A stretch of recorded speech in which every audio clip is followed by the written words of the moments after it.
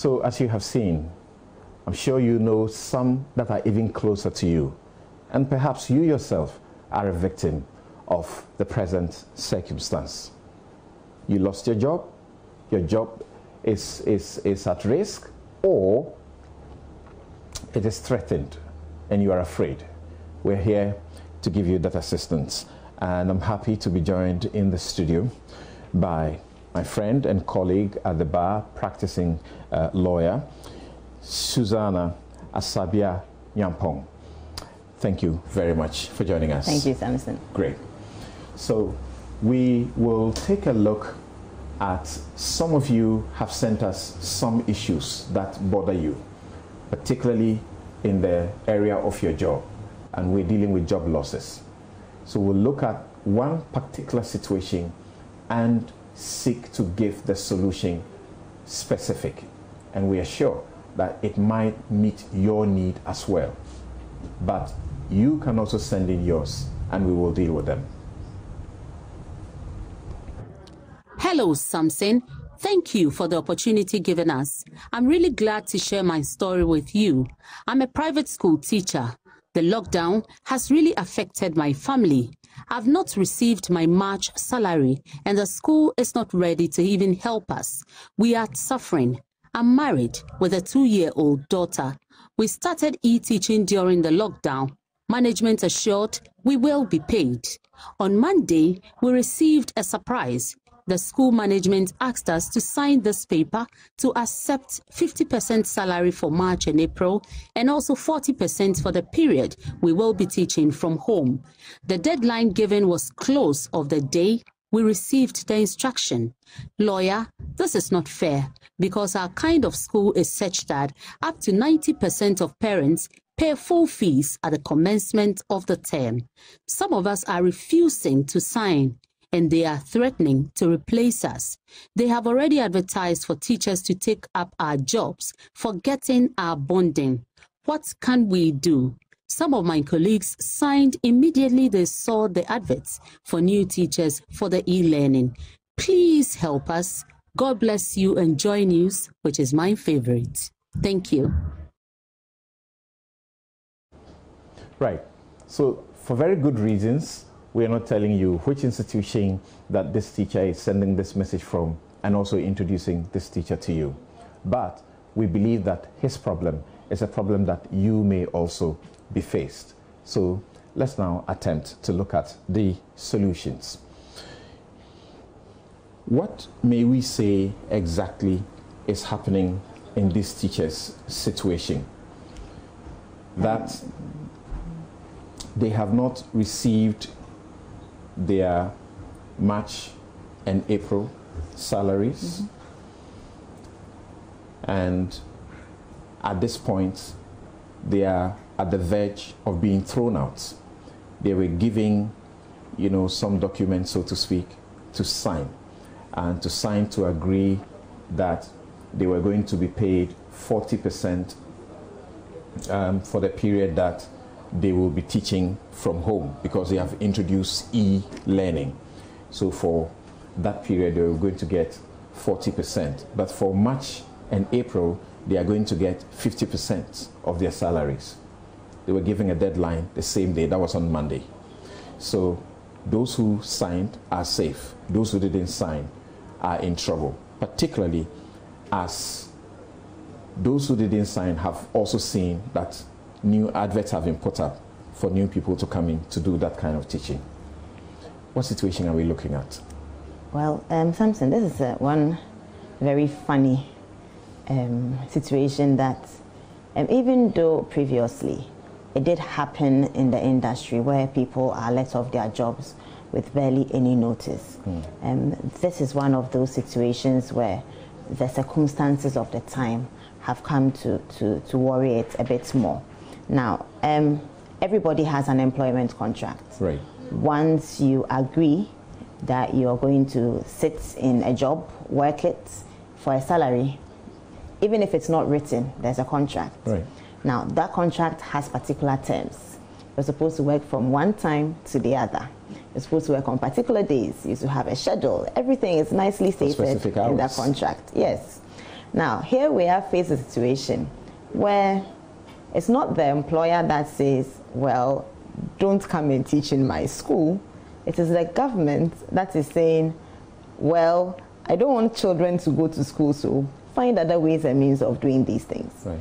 In as much as there are changes to the employment situation, the critical question is, how do we solve the problem? Right. Now, with a situation like this, admittedly, there are reduced hours of work. There's nothing that can be done about that. But does the employer have the right to simply state, well, I am reducing your salary by 50% for March and April. From there on, I'm reducing by 40%. Why? From there on, the employer is reducing by 60%. By 60%, so they're getting actually 40% of their salary. Why? Before the teacher was employed, there was a negotiation. Right. I'm going to pay you this much. Do you agree? And when they sign, they start work and it shows they've agreed. Right. Now, in these situations, I don't think it would have been beyond the employer to actually call the teachers or give them a bit of time that, considering these circumstances, considering the fact that you do not manage a class anymore, considering the fact that you're working shorter hours, and considering the fact that the students are home and may not even be willing to pay as much tuition fees as they have always been paying, can we find a way to, let's say, reduce your salary, maybe by reduced rates, then see how well it works? Now, with the school year would have ended in April anyway. Right. Fees most likely would have been paid anyway. Is the teacher or the school management trying to make an extra profit or not?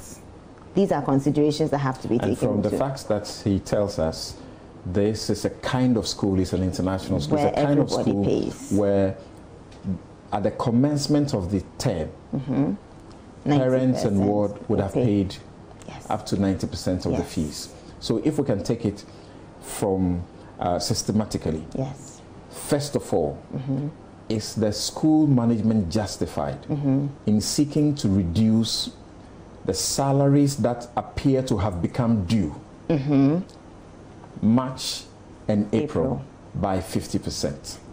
Well, on the face of it, and you know that with law, there's a difference between saying something on the face of it and what actually happens. But on the face of it, I wouldn't say that the employers were justified in doing that. Because even for March, the President's directives and the subsequent Imposition of Restrictions Act didn't take effect from the beginning of April, from the beginning of March, for you to say that I am taking half your salary off for March. Then what's the justification for doing 50% for April? At least, if they had even done a prorata of the amount of work done, there would have been some fairness in there. Now, this teacher has not stopped work. They're still working. They're doing e-learning. It might not be the normal 7 a.m. to maybe 3 or 4 p.m. that they used to do when the children were in school. And where you'd have had to drive from your home to the school. And all that. But some work is being done. Now, in a situation where the school has closed down totally, nothing is being done, that's a different situation. A situation where you are working, the Labour Act says that you must be paid for work you do. So why are the teachers not being paid for at least the work that they've done? Now, there also has to be clear that the 50% they're being given, is it commensurate to the work they're still doing now in the e-learning? Or someone just got up and decided you will find that for the 50%. For the e-learning that we're doing, it does appear the proposal is for them to be paid 40% of the salary whilst they are doing the e-learning. And it does appear that the school management agrees that your salaries for March and April are due and owing. And therefore, those we agree we have to pay you. However, because schools were shut down early, we didn't have the opportunity to be in school for March and April, except the bit of e-learning that you did, we think you are deserving of 50%. No, I think that even there's something a bit funny about it. If the person hasn't worked and you're willing to pay 50%, why is that when the person is now working, you're actually even reducing it to 40? Now, it has become a do or die situation. Take it or leave it. So there are aspects of duress. And I'm sure that once COVID issues are over, the courts would be inundated with labor issues.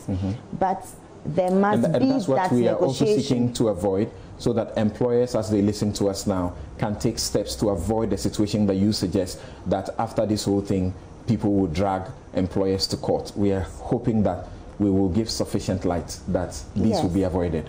So, in my opinion, there must be a balance. Right. It shouldn't be totally on the employer side, right, and it shouldn't be totally on the employee side. The employer must earn to be able to pay. Must earn revenue and get income out of the revenue to be able to pay you.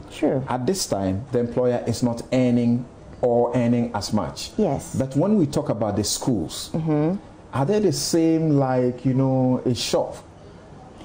Something. Let me just a little anecdote.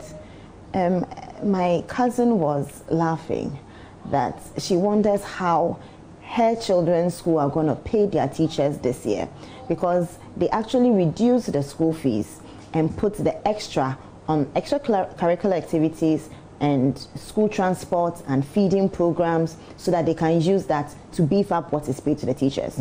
Now, there are no extracurricular activities, there's no school feeding, there's no school transport. So how do they make that extra margin to do what they always do on the school fees? So employees must understand that the situations have changed, that there are difficulties, and they won't have the same situation as they used to have. But I signed a contract. And my contract didn't say you pay me 50%. How come all of a sudden you are paying me 50% and trying to find a reason for that? But in going over the Labor Act, the Labor Act also says that you would work as you are asked to. Now, when I signed the contract, my working hours were given to me as, let's say, 7 to 4, Monday to Friday. Now, the same contract, I am not able to work from 7 to 4. Now, if I was working from 7 to 4, we wouldn't be in this issue. I can't work from 7 to 4. Should I be paid for 7 to 4 work? And that's the issue. The employer can also say that because you're now doing from 8 to 1, I am deciding what to give you. The two parties, like every contract, have to come to a consensus and agree. Now, anytime you're forced into any agreement that you do not like, you're being pushed, you're under duress. So why do you put your employees, and you know what duress would happen, would do for any contract. It has the ability to set it aside. So why don't you have that situation? That small bit, if you are forced under these circumstances and not made to make it consensual, something that is nicely agreed, and you are forced to sign the terms that you don't like, that are to your disadvantage, in subsequent times you can take an action and the management will be in trouble. That's what you're saying, because you're signing under duress. Yes, but imagine there's a little twitch in that duress. Let's say there are 100 teachers. Half have signed. They are not claiming duress. They simply want to get on with their lives. The other half believe that, no, I must be paid my full salary, so I won't sign. Now, where is the duress?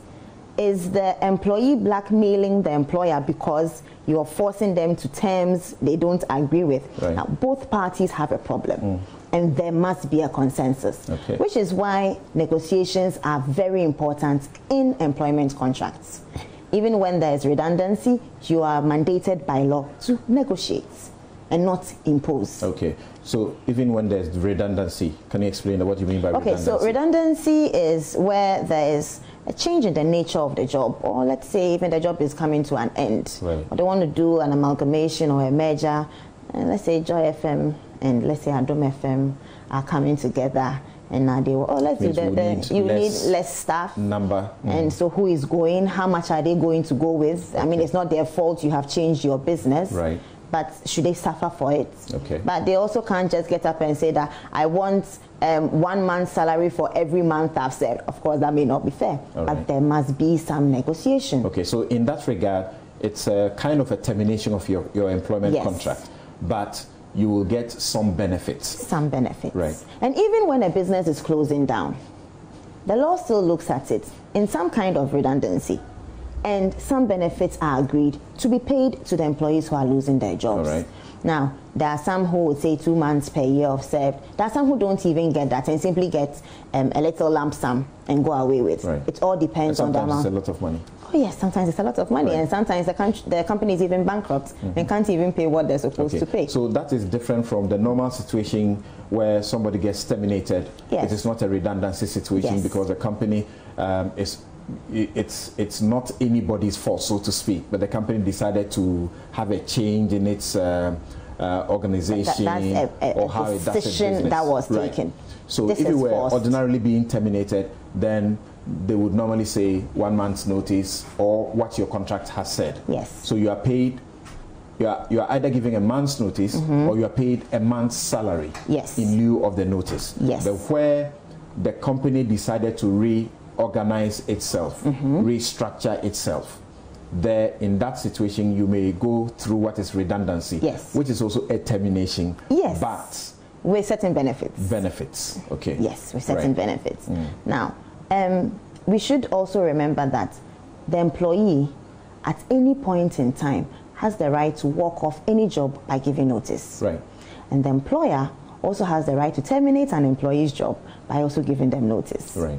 So, there is nowhere in the law where employment is, so to speak, a right secured that it cannot be taken away from. Okay. We must remember that. Right.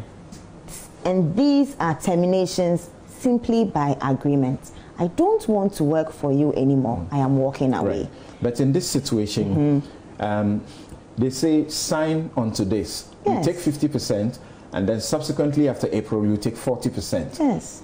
You take it or leave it. Well, that's where the problem is. You take it or leave it. They have not called them for the mutual negotiation that you are asking for. What should they do? Now, the issue is if they take it, they maintain their jobs. Right.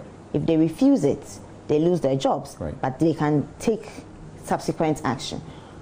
What I think will be best in this period is keep the job. If the employer has been unfair, after this situation is over, take the employer on. Now, I know most Ghanaians are a bit unwilling to take on the employer, but if the staff would agree to come together, they should be able to resolve these things. Management must also know that they do not have the right to do whatever they want in these times. Employers have rights, so do employees. Oh, but we are hearing it being said that the legal principles of force majeure and frustration have come in, such that employers can do anything they want. They can just ask you to get out of their space. What is the effect of a force majeure? The effect of a force majeure is that the contract cannot go on. Force majeure, loosely put, is an act of God. Yes. Something that was not within your contemplation. Anybody's contemplation. Something that was not within your control. That has happened and has caused the fact that the contract cannot be fulfilled. Okay, so it has caused me, the employer, unable to keep to the terms of the contract. It has caused you also unable to keep to the terms of the contract. It is not my fault as the employer. It's not your fault as the employee. No. Something has happened, like coronavirus. Yes. The government has issued, its rules, if you like, to say stay home. Yes. Don't go to work. There's a lockdown. Or if you have to go to work, you need to keep essential staff. Yes. So it is not the employer's fault. It is not the employee's fault. No. So that's the law. It says, then I can let you go off and I won't have any responsibilities. Yes, but if you're letting the person go off, why are you signing another contract with the person telling them, I am now reducing your salary? That is an novation contract. Okay. You're changing the terms of the agreement between the parties. Now, those changing of the terms must be agreed by both. All right.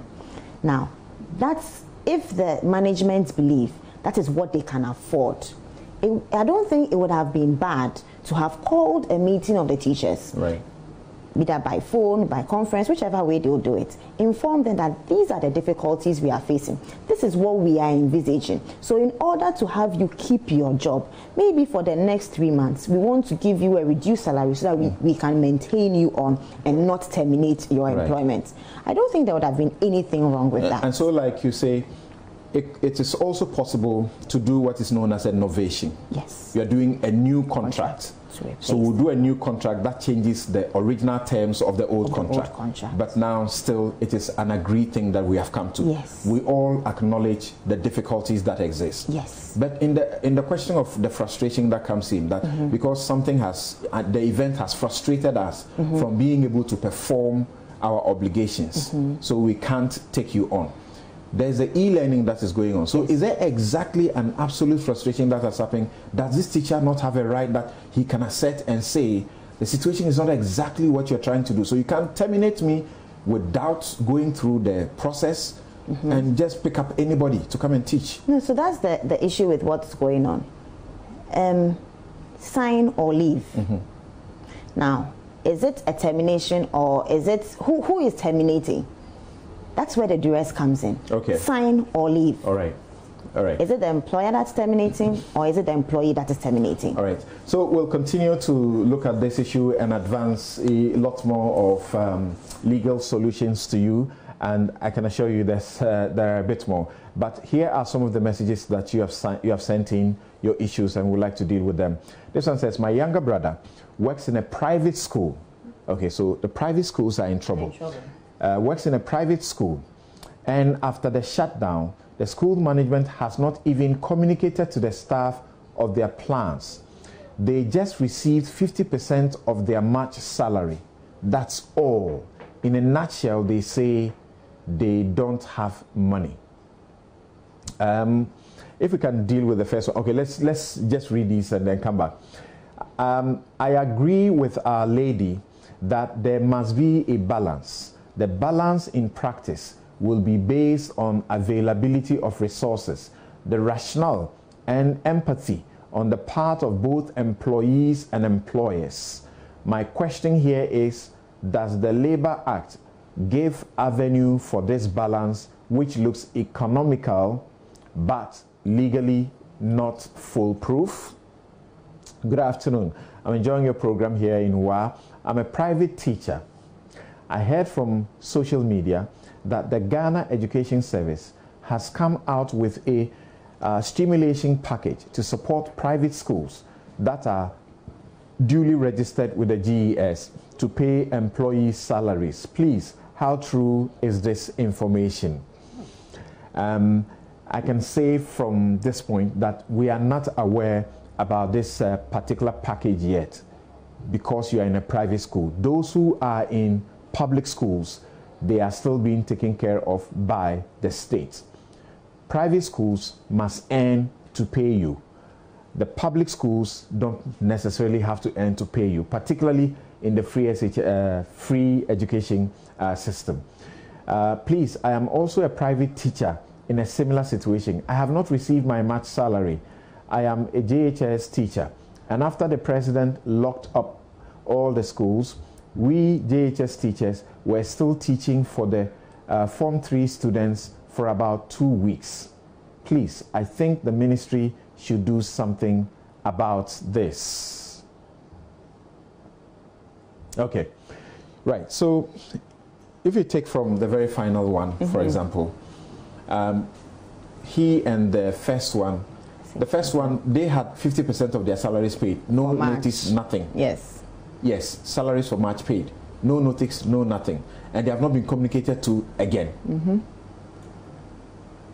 That's a serious situation, because there must always be communication between an employer and employee. And even the Labour Act provides for this. So, again, a decision has been taken. It's different from what is in the terms of the employment contract. But the employer has taken it unilaterally. Right. That is not correct. That is not correct, but under the current circumstances of the pandemic, yes, the doctrine of frustration allows it. because we are both unable to perform the terms of the contract. Yes. And it is not my fault as a private manager of a school that hired you, and it's not your fault as a teacher. Yes. It's the circumstances that are forced. Frustration has come. Okay. But even when you believe a contract has been frustrated, you would either write or inform the other party that because of these circumstances, I believe our contract has been frustrated. The best solution also could be that you take a number of steps in the circumstances, that you let people go on paid leave, for example. Yes. Or they go on unpaid leave at least. They can go on unpaid leave for a certain time, meaning you are suspending the contract for a while. Yes. You never know when this staff that you're using, when this problem will be over and you will need them back. Yes. You can also do a layoff. Yes. Because you may not need to terminate them. When you do a layoff, it means at any time when there is a job, there is work, you can call the people back to work. So you lay them off.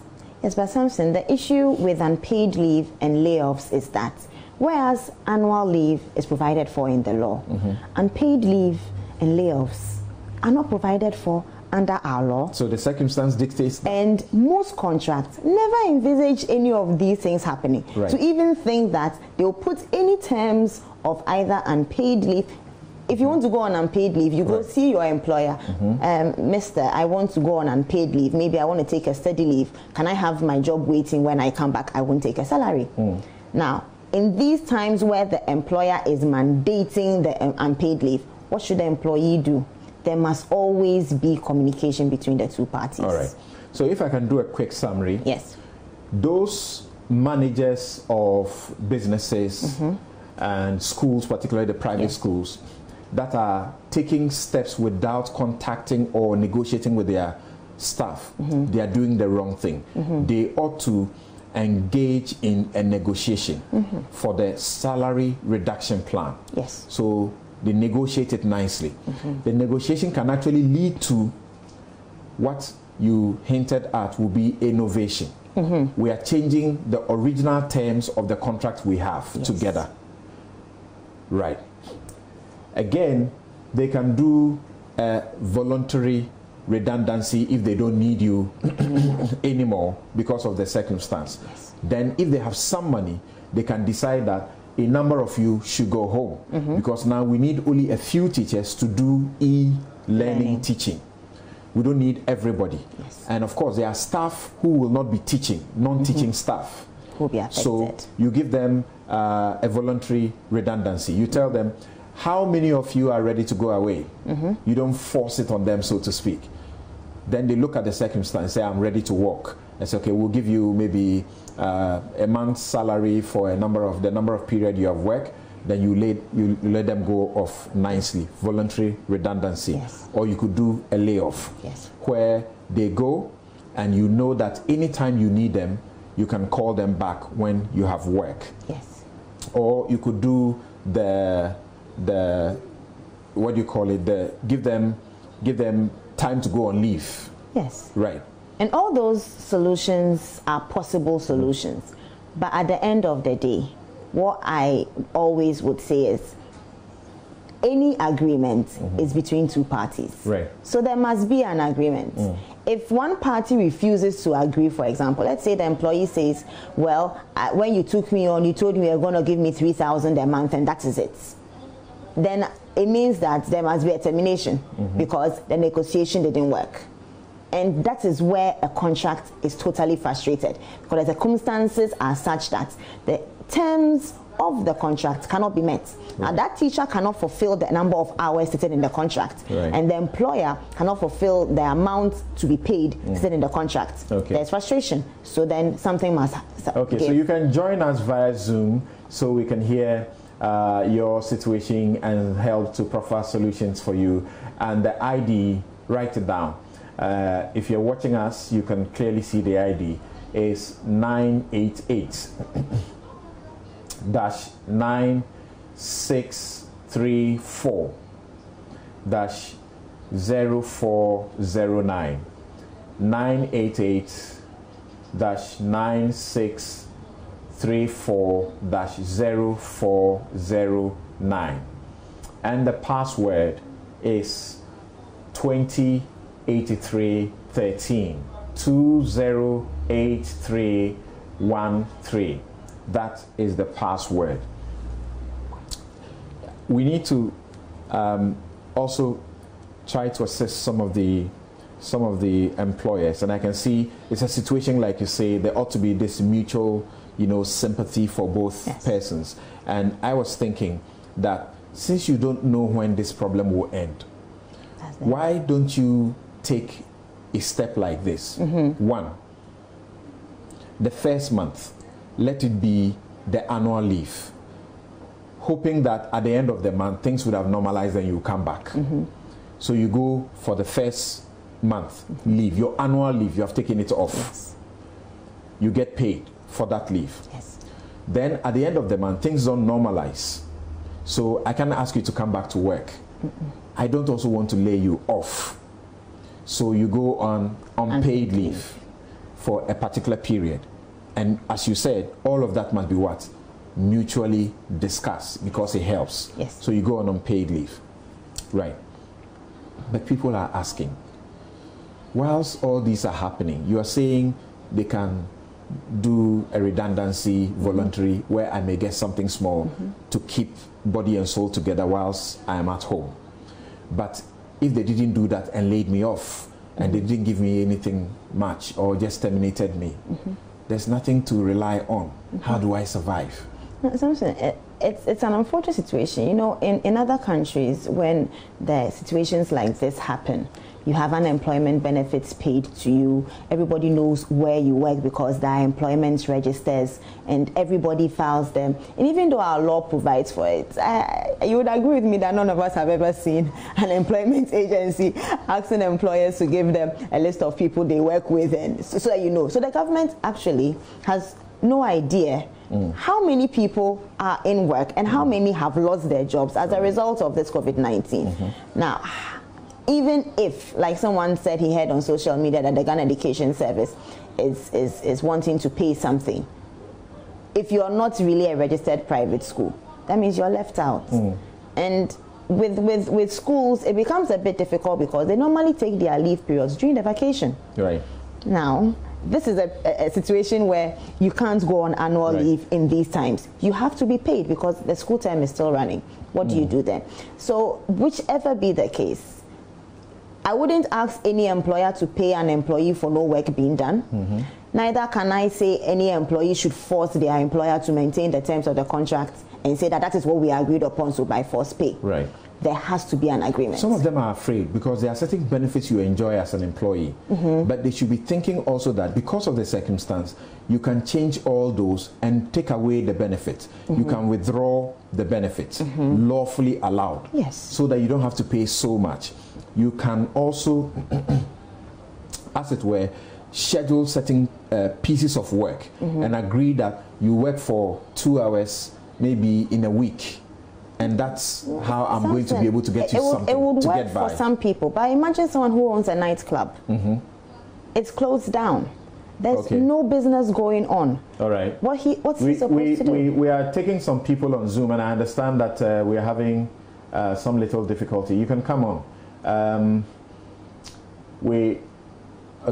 Okay, I suppose I think we have somebody on Zoom with us now. Please, can you introduce yourself? What's your name? Where are you calling from? And what's your circumstance? Yeah, I'm Vincent calling from Sinyane. Right, Vincent. What's your issue?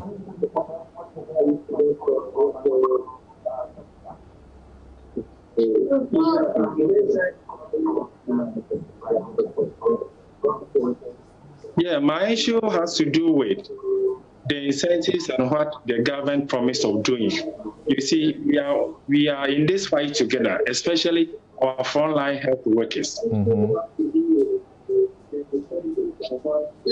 So my point is, we learned there was an issue with the frontline health workers. The government promised of making sure that the frontline health workers get some incentives. And we were told that from April, then to May, then to June, the frontline health workers will get a 50% increment. And as I speak now, we have not seen that effecting. That is the first point. And the issue about even the frontline health workers, it has not been defined clearly. So now we want to know who actually is a health, or should I say a frontline health worker. That is the first thing. Then the secondly, we are told per the President's directive or the President's speech last week about the fact that the lockdown has been lifted. Foods are not being shared again. Healthline workers who were taken for free through transport are not being sent to the hospital for the free transport again. So I want to know the interventions that the government promised and the monies that were dedicated for it, because I know about 80 million Ghana cedis, that is 800 billion cedis, was allocated for the food. That is 40 million for the raw foods distribution, then another 40 million Ghana cedis for the cooked foods.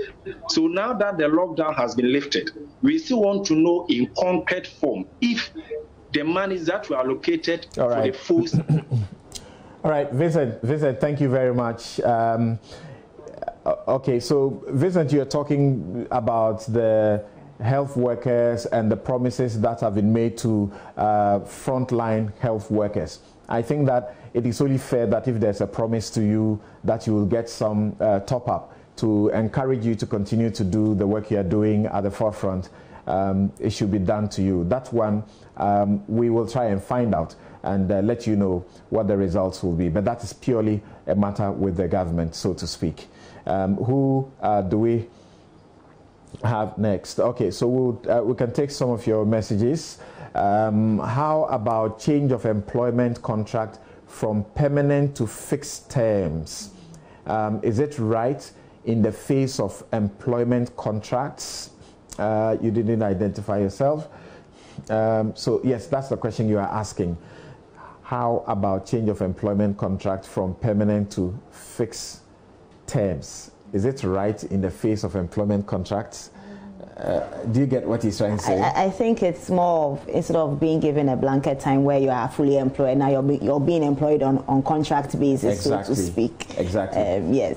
Right. Well, it also depends, again, on the contract. Do you have that situation? You know, there was a point in time where a lot of our financial institutions were doing this. Instead of employing somebody on permanent terms where they have to pay so many benefits, they employ you on a year-to-year fixed contract basis where it's reduced. The employer has the right to do that. You also have the right to either agree or disagree. All right. So the employer has rights. The employee has rights. If you don't want it, don't take it. Now, once you've been employed on a permanent basis, they cannot just move you to on a contract basis without your agreement. Right. So you have to negotiate. There must be something. You have to ask for it, and then you could negotiate that. You could negotiate that yourself, or you could get a representative to try and negotiate that for you.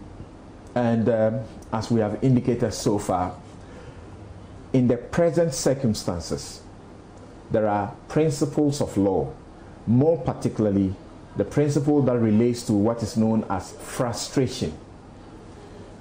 It is the case that a situation has happened, and that situation is no fault of yours as employee, no fault of the employer, yet it is a situation that does not allow both of you to fulfill the terms of your contract. A basic term of your contract with your employer is that your employer has a duty to pay you your salaries, give you work to do first, and to pay you for the work you do. Situation has happened. There is no work coming in. How is the employer going to raise revenue and get income to pay you? They won't be able to do it. That's what we are talking about here. And when it happened, the suggestion we are giving is that you could be made to take a mandatory leave and be paid for the month you go on leave. If the situation persists for a while, the employer could also determine to let you go for an unpaid leave for a period to determine what else happened. I'll continue the summary after talking to our next participants on Zoom. Hello, what's your name and where are you reaching us from? What's your problem? Hi. I'm looking at you. You are comfortably relaxed. Speak to us. Okay, so we'll try and fix that. Then we can get to you. So either you are doing that or you are taking a decision that you want to do what I had suggested earlier, voluntary redundancy. Speak to the people, allow them to make a choice. If you have reserved some money, you can decide that you want to give, recognize that these are your employees. They have worked for you for a while, okay? It's not fair. If through them you have been able to mobilize some money for capital expenditure, this situation is not when you should think about building, buildings and buying machines. This is the situation to think about the employee to and assist them. So the wealth they have assisted you, the employer, to build, this is a time you can decide that let's do a voluntary redundancy. We can give you so much. If you can opt out, we give you this much and let them go. You get a skeletal, staff, then you work with them. Yes, we have some other person on Zoom. Where are you reaching us from and what is your situation? Amponsa? Yes, Samson. Yes. Yeah, good afternoon. Good afternoon, Amponsa. Yeah, this is your colleague Fred from Malawi. Right, Fred. Yeah, there's an aspect that maybe I will want us to consider. Yeah, I will want to find out if the school fees, the students are going to pay the school fees in full during this lockdown time. If they are going to pay the fees in full, then it means the employer cannot say he's not going to get all the income he's expecting. And for that matter, he will not pay the employees. That's one aspect. Thanks for your contribution. The other aspect of it is that once they are going to engage the students online or whatever means, the work is still done.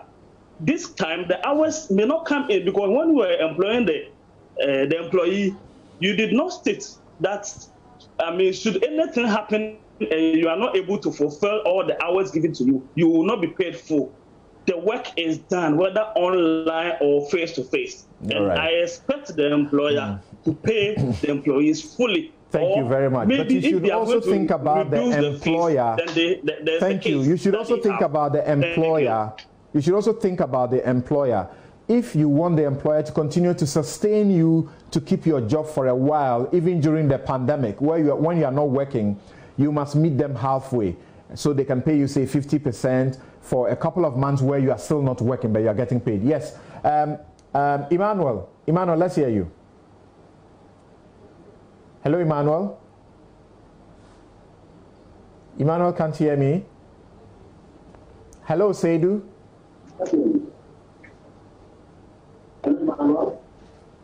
Hello, Seidu. Emmanuel can't hear me.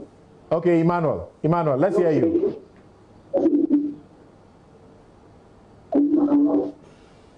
Hello, Seidu. Okay, I'm sorry, it's terrible. Emmanuel, it's not good. Your sound is not the best. Your sound is not the best. Fred was saying that, once the fees, if they are demanding the fees in full, then nothing should change. Do you think any employer or manager of a school has a right to demand fees in full for the next term? Well, as I said, you might be able to demand tuition, but there are several aspects of school fees that are paid. Right. Now, you can't do any of the extracurricular or the feeding or the transport that they use to beef up the tuition and make sure that their teachers are paid. That's right. There is reduced income. Okay. And everybody must understand that these are not normal times. And so you should not expect normal things. Yes, some teachers would suffer. Yes, some employers would suffer. But if the employer doesn't have any money to pay you, how do you expect him to pay you anyway? All right. Let's connect with Emmanuel again. Hello, Emmanuel. Hello, Emmanuel. Okay, so this Emmanuel and Seidu. Which one of you can hear me? Okay. All right. All right. Can't hear either of you. That's a bit bad. All right. So as you said, there are several components that make up the school fees. Yes. You can only ask for what you are giving. Yes. All right. So that means Fred may not be exactly correct that they cannot demand the full fees, and the employee cannot also be demanding Samson, the full remember that even salary. as we're moving into this e-learning, there are several parents who might decide that, well, if it's just going to be e-learning, then I don't need to send my child to school. That's right. Since the child is going to be home anyway. I'll take it over and do homeschooling. Mm-hmm. So there are so many circumstances where there might be reduced income. Now, when I was thinking about these issues, the law provides for overtime pay. Can we do a switch and think about undertime pay, if I could say like that? The law is looking at where you have, I wrote a few things and I just want, the law is also looking at the fact that, I have just missed it all. Yeah, but there's one issue I was looking at as you look for that. You see, as we talk about the pandemic bringing about two major legal principles on which employers depend to do all the things we speak about, there are conditions also.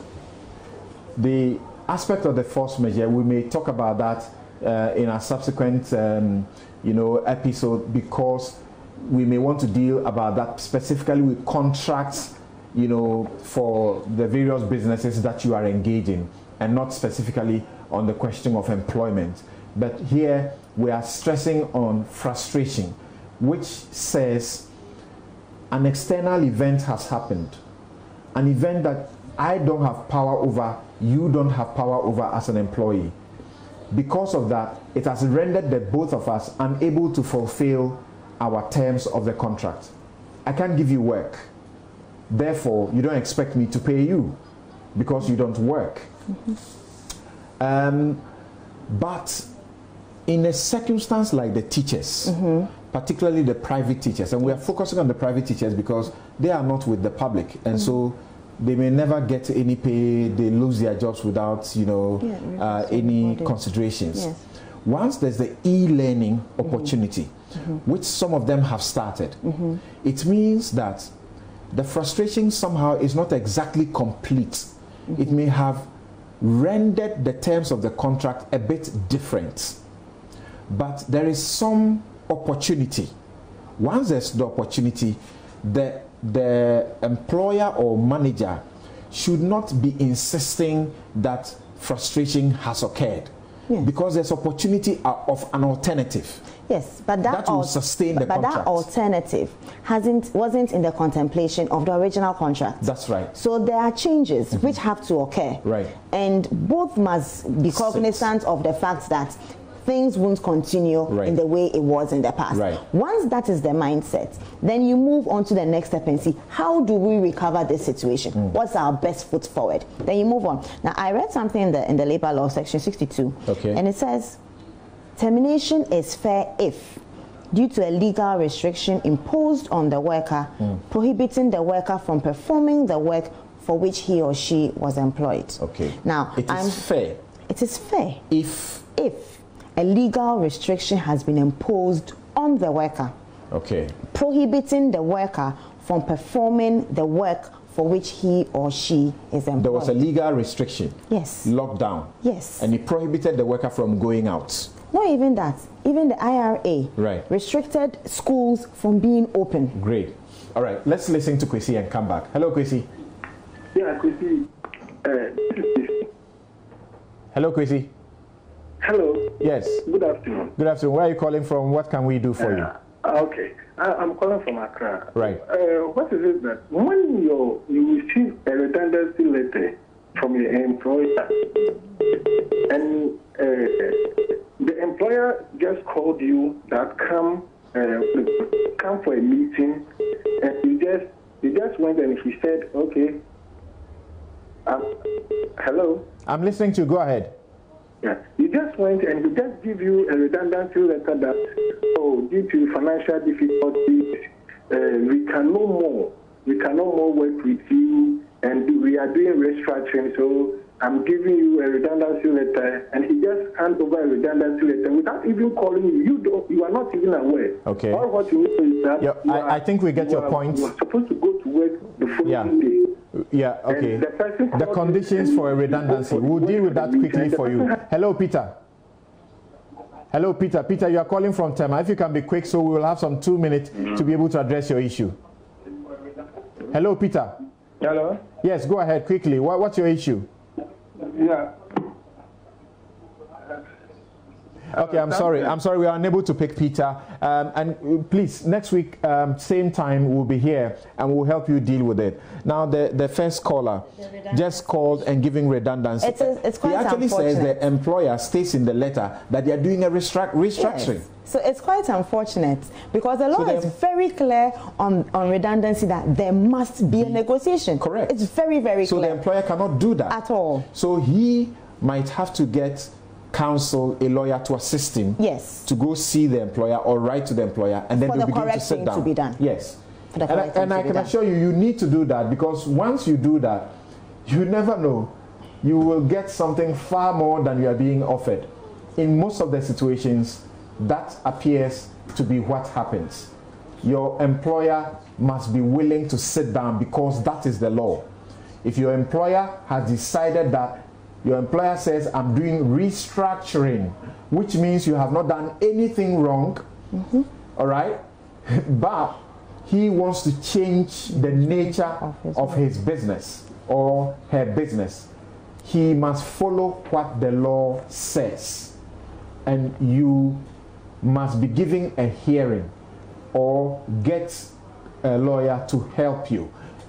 Yes, so we have just about a minute to go. On the same question of the redundancy, it doesn't appear people have a good understanding of it. Well, people don't like going near redundancy because of all the legal requirements that need to be undertaken before. I mean, you have to write to the labor department, you have to ensure that there's a union member or a staff, you must negotiate, you must ensure that it's paid before the person is let off. It's not as easy as termination. But in these situations, what I would end up by saying is both employers and employees must have enough patience to deal with the matter. Sit with their employers, sit with the employees, come to a consensus. If it is a possibility that there cannot be continuation, we just move on. And this is important because if you don't do that, you, the employer, might find yourself with legal suit after the pandemic. Let's all do it mutually, and let's not all understand each other. This has been the first edition of Covered and the Law, your legal light and help law in these trying times. I'm Samson Ladia Yanini, and my guest has been Susan Nyampong.